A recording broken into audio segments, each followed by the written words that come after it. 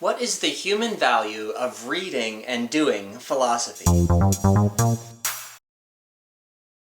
I guess the idea is that people will spend time reading philosophy, or they'll just be interested in philosophy, but they don't see any compelling market value for it, or like, how do you use it in life?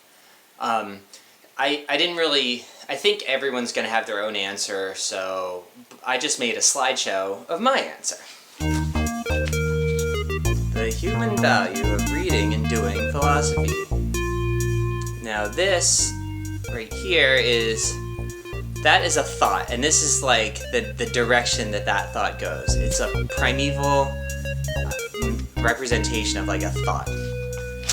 Over here, this is the primitive thoughts of like a baby. Like a consciousness is just forming. All these thoughts just are occurring, and they're all traveling in different ways. Next, we have a 2-year-old, say, or like someone who's a little more mature. Their thoughts are getting longer, like the directions that they're going in more coherent direction. Now you get a grown-up, or as people mature, thoughts clump together. They sort of end up in knots, and the same thoughts always end up together. And words will start to be attached to these thoughts. Words aren't always attached to these like conglomerate thoughts. And like you need thoughts like this just to exist. These thoughts need to stick together so that you can live in the world. The human mind operates according to predictable ways of existing. And of course you saw a few stray thoughts. Now, a lot of these thoughts will apply directly to the physical world, but many of them will only apply to language and culture. They'll be like related to human relations and how human relations work. So eventually you get like these, pretty big thoughts, which I'm calling mythic constructs. And these mythic constructs are sort of like the background to people's ability to deal with the world. And they allow action, like these big clumps together allow people to act. Without these strong things, you would be kind of stuck. These lead to action and momentum in life. Life requires action, and the number of challenges that we face are too numerous to allow really considering what we ought to do first.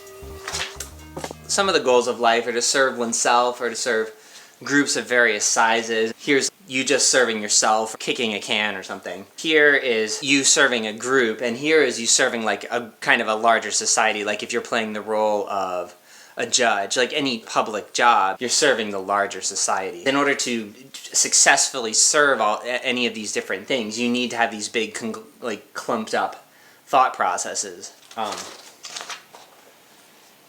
But the downside of having these big clumped up thought processes is that the conglomerate momentum can lead to bad action.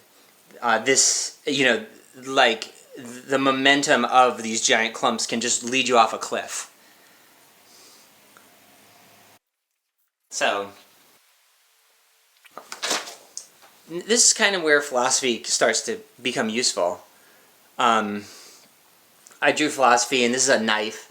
And philosophy either cuts apart or untangles these existing mythic structures and starts allowing like awareness of their component parts, leading to this condition where action actually is going to slow down because the clumping together allowed people to act. But the clumps can be bad. So you need philosophy to disentangle these thought clumps. And I'm calling this the intermediate phase. I'm calling it the intermediate phase because ideally you don't just want to be torn apart. Like, you don't want your thought processes to be broken down and never to build up again. I think one of the reasons people complain about philosophy and academics in general is that they will analyze things and identify things and tearing them down, and they'll leave you torn down. They won't actually build up anything better or new. And I think that's the major criticism of thought in general, of analysis. People who don't like analysis. Whether it's legitimate or not, I mean, ideally this is an intermediate phase. It's not the end result in which your thoughts are just broken back down to the way they were to begin with. At any rate, if you have enough wisdom, and if things go well, these things will be recomposed into new mythic structures that serve you better and serve the world better, which lead to better action. And That is the main thing, but there are some caveats. Corruption can occur. Beware the power drive. Words are powerful.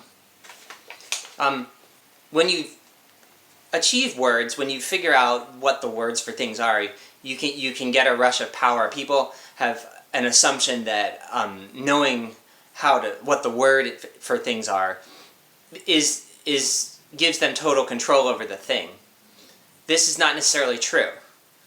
There is a line in Goethe's Faust which runs, when the devil appears to Faust. Basically, Faust tells the devil to go away, and he says, "What? You're still here? Why, that's absurd. Begone! I've said the enlightening word." And I think philosophers can fall into that trap. People who enjoy philosophy can fall into the trap of thinking that having achieved the word, all of a sudden you've had victory over the thing that the word is talking about. Necessity outweighs perfection, which is a fact of life, which is to say that even when you've broken your thoughts down and they've reassembled, it doesn't mean that they've reassembled into the perfect new thoughts. Sometimes they're only marginally better, and in worst case scenario, you've reassembled your thoughts in a worse way. And so the needs of life often make it impossible to cleanly finish your thought process and produce perfect new thoughts. It's why you need wisdom. Because wisdom allows you to accept things as they are. If your new thing is only marginally better, it allows you to let go of all the effort you put in to break down your old thought process and deal with your new thought process and live in the moment rather than lamenting the failures of the process. And wisdom also allows you to come up with better thoughts to begin with anyway. It's just important. Okay, thanks for listening. Thanks for... oh yeah, this is where I tell you to subscribe to the YouTube channel if you want. And email fcqask@gmail.com if you have a question or you want to be the person who asks a question. Thanks.